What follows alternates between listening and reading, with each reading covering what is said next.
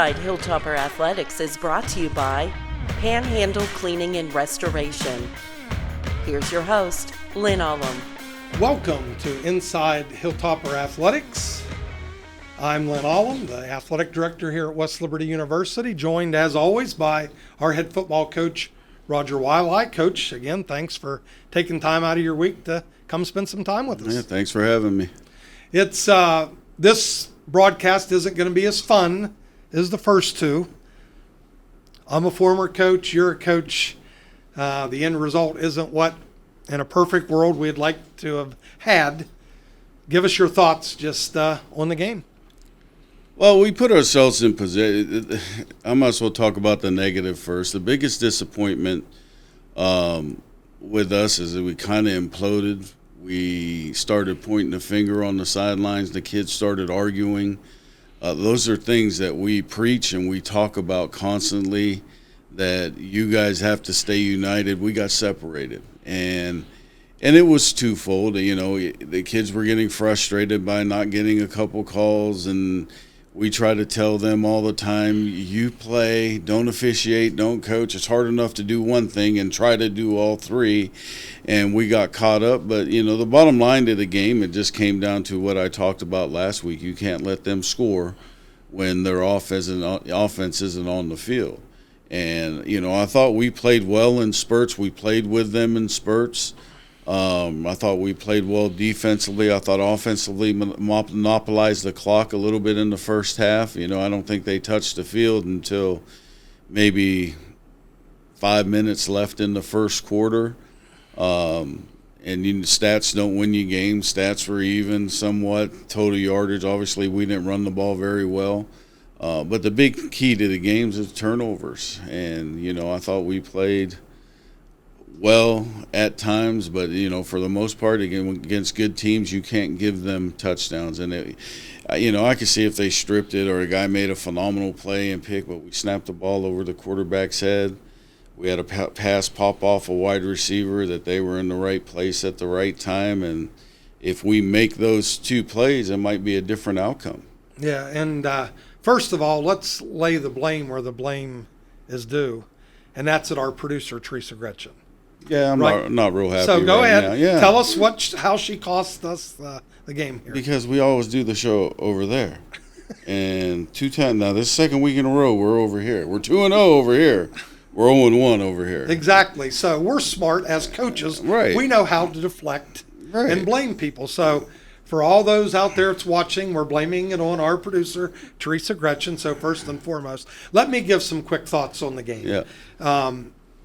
I know that our kicker, Justin Kaplan, yes. His dad was at the game, Scott Kaplan, former Pitt star, and I grew up kind of as a Pitt fan. My dad was a Pitt fan. He was also kicked in the NFL. He flew in. He's at the game. I had a chance to catch up with him, and thank you, Scott, if you're paying attention and watching this, for joining us at the game. But Alex Van Pelt, who I believe is one of the coordinators for the Browns. Yes. I think he was at the game. And I told Don Clegg, our former SID who went to the game with me, he's never seen us play, probably, Alex Van Pelt. Right. He's at this game. After watching the first half, if asked, he may think we are the better team. We went up there on the road, and we kind of dominated that half. Yeah. But now I'm going to blame the game on you because you foretold a prophecy. You said, well, we can be fine as long as we don't let them score when their offense wasn't on the field. And bang, they scored 14 points off of that. So I'm blaming you now. Well, you know what it takes to win. That's the thing. And, you know, and this is like first 3 games, you know, be honest, we won, but we've had a problem taking care of the football. And, you know, I've talked to the coaching staff. We're not going to bring it up with the kids. I think sometimes when you harp on something more than other things, it continues to happen. Now, I'm proud of the kids adversity-wise. And, you know, the positive things coming out of the game is the way we handled adversity. Our bus got stuck in traffic. We got there late. We didn't have the proper warm-up, those types of things, but we were able to overcome that and somewhat, you know, offensively move the ball. I think they were even shocked that we decided to take the ball, but I thought we had a good game plan. I thought we had them offensively we had them on their heels a little bit with the short passing game there because they like to play a lot of man-to-man. And so I'm proud of the kids for that, is, being able to handle that adversity, but we got to handle the adversity on the field better. Yep, and that's all teams have to grow up at some point, so Right. let's hope that let's talk a little bit about our quarterback, Garcia. I'm not a football coach. I've watched so much football in my life, it's almost as much as basketball. I also said at halftime, I don't know if he could have played any better. If you look at his stats and then you factor in the drops, he was as accurate as I've ever seen anybody. Talk a little bit about his play in the first half. Well, everybody thinks he's a running quarterback, and he does run the ball well. But he does throw the ball on time, in rhythm, and he understands the game, and he has to, because obviously he's a little shorter than most quarterbacks, and so he has to find his windows to throw the ball so the ball's not batted down and those things. And I thought he did a good job where, everybody's has to get better, and where he has to get better is if we call plays thinking we're going to get this defense, and if we don't get that defense, we got to get out of that play. And so those are the things he's got to improve. But physically, he can play, and that's why we recruited him. And, same thing with all the kids that are here. We think at some point in time, we got some young kids that aren't ready to play yet. But I think his maturity, and he gets more comfortable in the offense, he's only going to get better. And I'm glad that you mentioned that. And that's kind of been my focus about this podcast. I don't want this podcast to be like everybody else's in the country. Mm-hmm. I don't want to come in here and talk down to an audience. Right. I want to be the everyday guy asking the expert questions. Mm-hmm. So you brought up a good point about our QB. From a spectator standpoint, as a former basketball coach standpoint, mm-hmm. I'm going, he's playing amazing. He's hitting every target. How accurate, it's an unbelievable half, but that's why I'm glad that you can be honest and you can tell people like me, yeah, he played really, really well, but there's room for growth because here's something maybe he didn't do. Right. He didn't get us out of the play call to go to something different. So that's kind of my reasoning behind this podcast, mm-hmm. is I want you to tell us where are we wrong in assuming things. So let's go to big plays in the game. Mm-hmm. And remember, when we talk big plays, they don't always have to be plays that benefited us. We're talking about plays that impacted the game. Are they the pick six and the fumble recovery, or is there something else? No, I think in the first half that pretty much summed it up. It put us in the chase mode. With them, we wanted to keep it close, and we did keep it close. If we get a call to go our way, we're down 14. We cause the quarterback to fumble. He was ruled down. And, at that point in time, we get a call there, it might change the whole complexion of the game as far as, it might change. And, as much as we preach to our kids, we don't want to play emotionally. And we got emotional in that game. We want to play with passion. And because emotion goes up and down, and sometimes emotion can be negative. And we had too much negative emotion. And we have to play with more passion and less emotion in order to be successful. But going back, those were the two really, really big plays in the game in my eyes. I thought that, other times we had handled the adversity very well. I thought it was crazy throwing the ball Sean's way at the end of the half. If he an inch away from scoring again, he just barely stepped out of bounds. But I thought we played hard for the most part. Probably some of the bigger things that emotionally that we got caught up with is that we didn't keep our composure. We tried to swing at him to knock our hands off instead of using our techniques and ripping through, and one of the players got ejected for it. And so, we have to get those corrected. We have to get those mature. But as far as, I think those are the two big plays that really put us behind the eight ball, and we still fought. That was the one thing. We fought to the bitter end, but you have to make plays to win football games. Yeah, and sitting there in the stands, especially in the fourth quarter, I'm thinking, if we could just put together one drive. Right. It's a one-score game, and they're going to get conservative, and maybe we can get the ball back. But obviously, there's a reason they've been one of the better football teams in the country over an extended period of time. Mm-hmm. They're always well coached. They have talent. So, again, not the end result that we wanted, but there's some positives to be taken out of that. My favorite segment Tuesday morning quarterback. Anything that you would have done differently? The really only big decision in the game is right before the half. We had a 4th and 1 at around the 50, and I think 99 times out of 100 I'm going to punt the ball just because our defense, and I knew they would try to go and score. Now, if they weren't so explosive offensively and can get an easy one, I might not have kicked it, but I got to play the offensive side, the defensive side, the special teams wise, and I thought we could pin them in the hole, and we still had enough time left. I still had a call, I had used all my timeouts, so we didn't have any timeouts. If we had some timeouts in the pocket, maybe I would have gone for it in that situation. We came up a yard short, and I said, punt them in the hole, let's play defense. Right, and I'm glad you brought that up because remember, this show isn't scripted. I don't get with Coach before the show and say, we're going to talk about this, and this. And I'm glad you mentioned that play because in the second segment, we're going to talk a little bit about analytics and how you feel that fits in today's game. But right now, we need to take a break, and welcome for being with us. Inside Hilltopper Athletics. We'll be back shortly.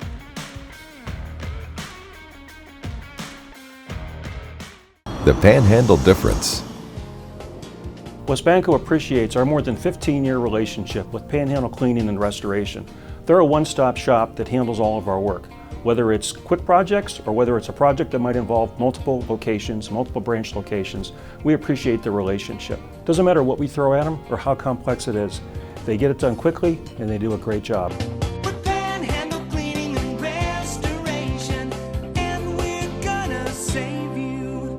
As the oldest institution of higher education in the state of West Virginia, we appreciate the impact we have on our community and beyond. From the students we serve, to the faculty and staff we employ, to the tens of thousands of graduates we've sent beyond the hilltop.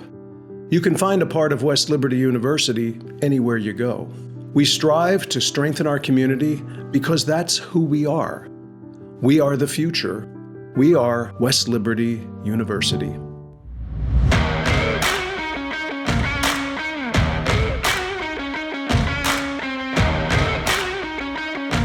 Inside Hilltopper Athletics is brought to you by Panhandle Cleaning and Restoration.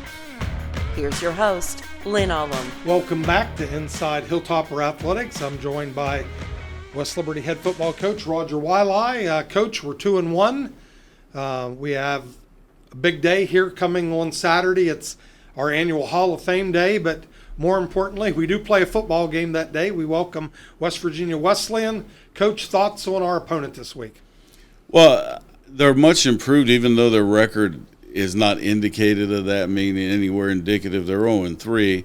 Obviously, they started off against one of the ranked teams in Saginaw Valley State, and then they played a close game last week with Concord. Concord's undefeated. I think it was 34-32.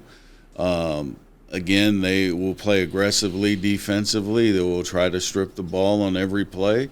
They're a lot bigger than the teams that we have faced in the past. I think they, up front, they probably, 398, 295, 265, 265, somewhere in there. So they're a little bit bigger than most teams we played. Offensively, they have a big running back. He's about 6'1", 222. They play two quarterbacks. 16 Payne is a thrower and number 7's a runner.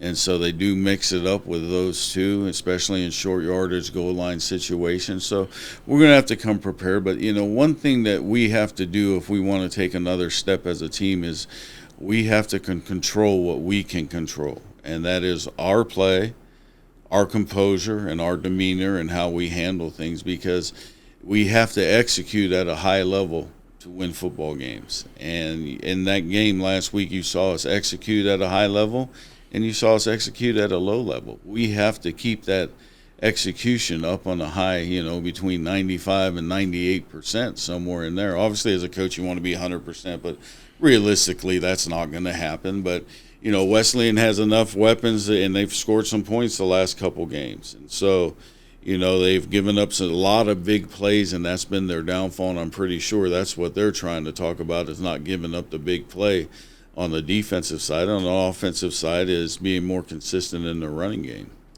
I'm glad you mentioned our team and how we have to control things. So we're 3 games in now. Where do you think we can still make a jump? What part of our team do you think that we have a higher ceiling we can get to?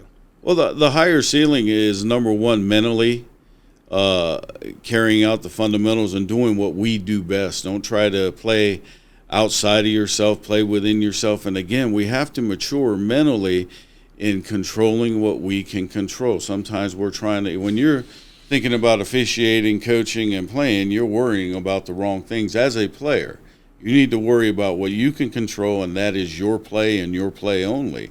And, you know, everybody, we talk about it in this old football cliche, everybody do their 1/11th. Well, we have to get better at doing our 1/11th and not looking, okay, he's not doing what he's supposed to do. Well, that's what happens during the middle of play with some of our kids. You know, they completed a pass, and one kid goes, well, I saw the tight end running free down the field, so I decided to cover him. Well, nobody was on the slot. You know, so those types of things has to occur. We need to get better at, we have to mature. And we do have a young team, even though we have a lot of seniors. We're a young football team right now. And so we have to get better, and we got to get healthy. You know, and I thought Dylan Asbury did about as well as he can do, but, you know, you lose your top 2 backs. They're the top 2 backs for a reason. And the other guys are coming. They're just not there yet. And so, you know, we saw Kadeem Richards for the first time, which he didn't get to play in the first 2 games, but, you know, he was open deep a couple times. He is a game changer. Chris Charles came in, made some plays. Bober continues to make plays. I thought our tight ends played well in the game last week. So, again, we have to understand what's important as a team is doing the little things so the big picture will happen. And not only in play, but mentally, composure-wise, you know, start playing with passion and not emotion, because my thing on emotion, it comes and it goes, and emotion can be negative, and it can also be positive emotion. But passion is always positive. Yep, and as a former coach, if I could go back, I would change a lot of stuff in my life. But one of my mantras, which I wasn't always so great at following, don't get too high, don't get too low. Mm-hmm. And it's those people that can kind of stay that even keeled, and you can be excited and passionate, but you got to keep the focus. Let's switch gears here. Let's talk about analytics a little, which in all sports now, more and more people are at least talking about analytics. Some coaches are way more into it.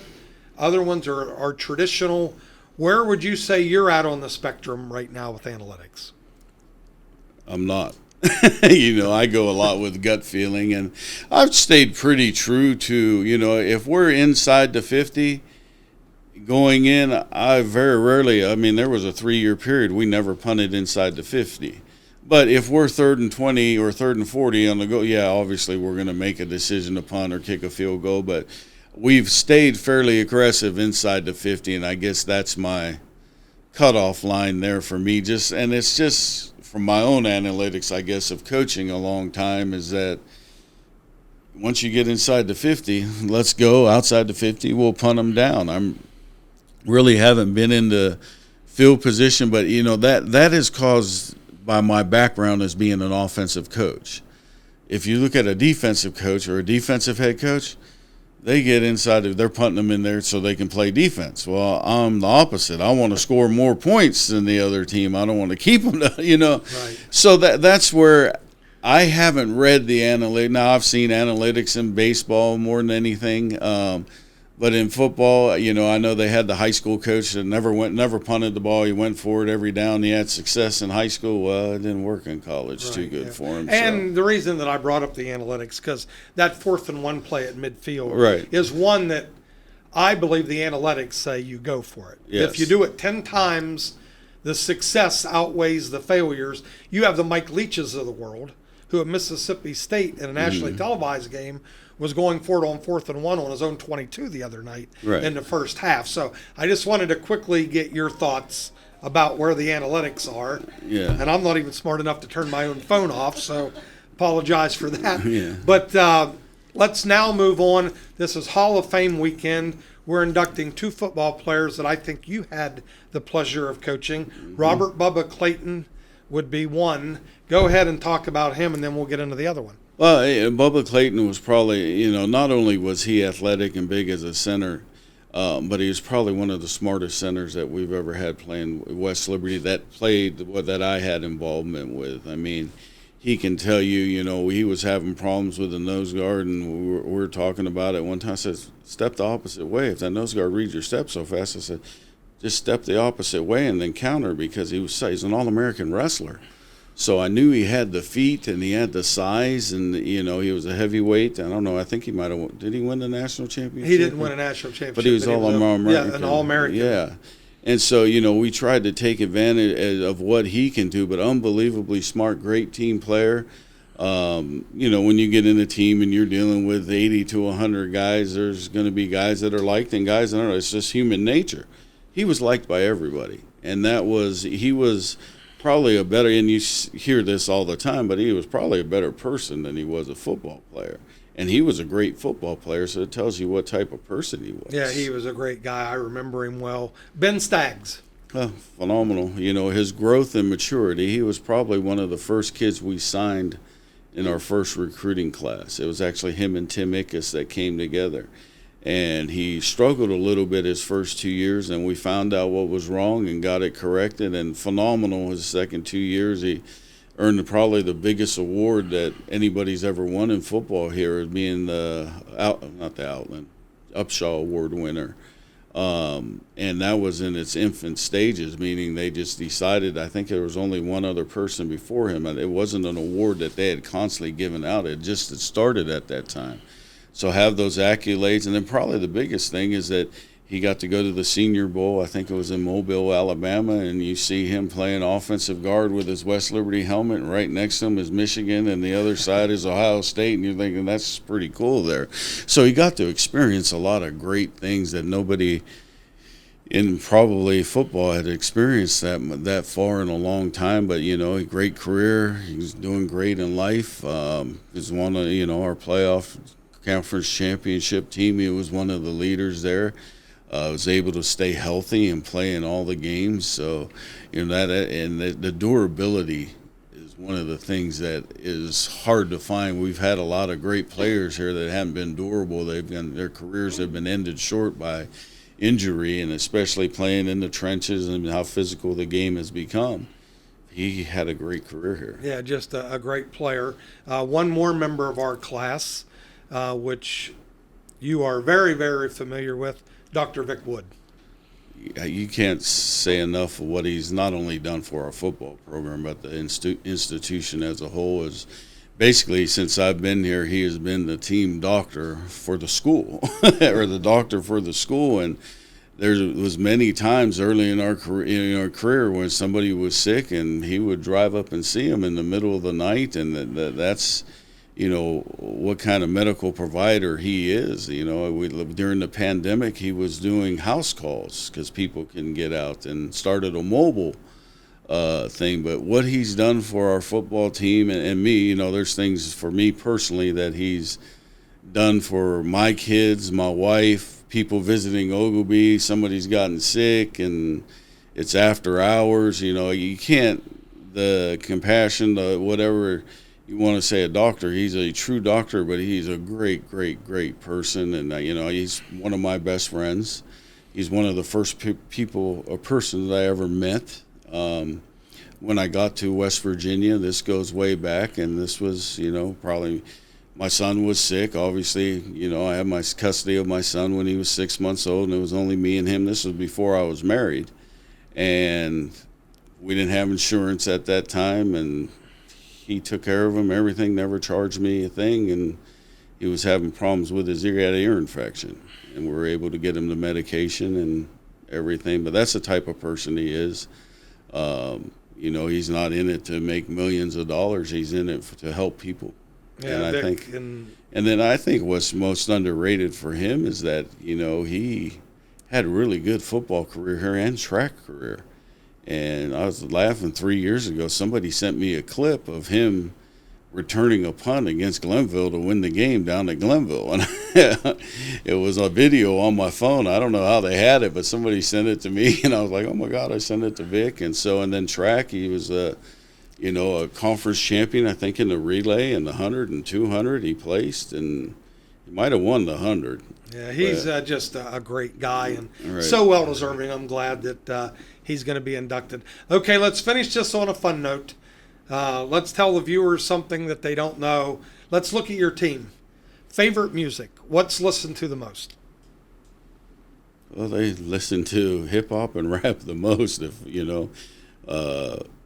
that's what they hear. But when we play music at practice, they got to play everything. So you hear things going all the way back to the 60s, the stuff I've never heard before. I make them put Hawaiian music on there for me. So, and I laugh because they all get into it. Doesn't matter what music is on. You'll see them all twitching and moving around. I just, it helps. I think, if you read the studies on the music at practice, when the coaches talk, they actually focus more into what you're saying because there's distractions around them.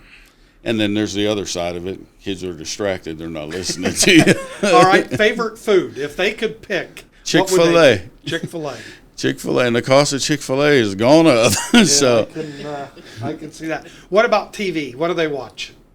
I don't think too many of the kids watch TV. I think they're more into Netflix and Well, the that's what I mean, Amazon. streaming. Is there a show? Game of Thrones is back out. I don't really hear them talking about TV shows. I do hear them talking about the video games, whether it's Fortnite or whether, I don't even know, Madden or the football. I'm the best at Y2K. I don't even know what they talk about, but so I think they're more into the video games than actually watching TV. Now, they'll watch a lot of sports. I think that's the only thing they do watch is on TV is college football, NFL football. Some watch baseball. Basketball season's always big, but I've never really heard them over the last few years talk about any shows, except back probably in 2009 or 2010 is they watched The Big Bang Theory because they thought our kicker blew it, looked like Sheldon, so they watched it all the time.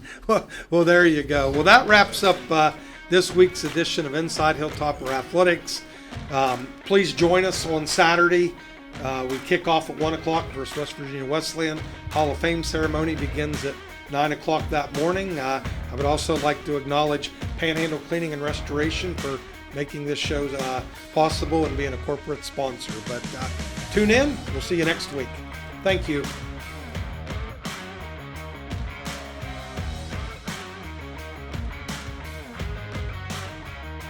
The Panhandle Difference.